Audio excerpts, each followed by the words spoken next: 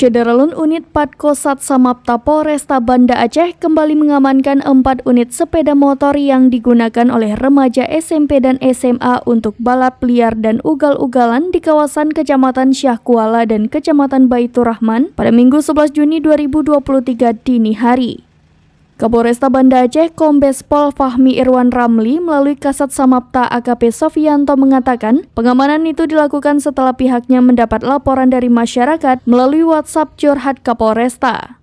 Masyarakat mengeluhkan kelompok remaja yang berkendara secara ugal-ugalan di jalanan serta aksi balap liar yang sering dilakukan di depan sekolah Fatih Lamnyong.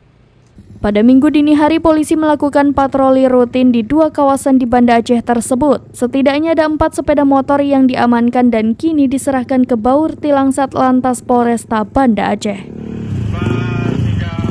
Dari Banda Aceh, Indra Wijaya, serambinews.com.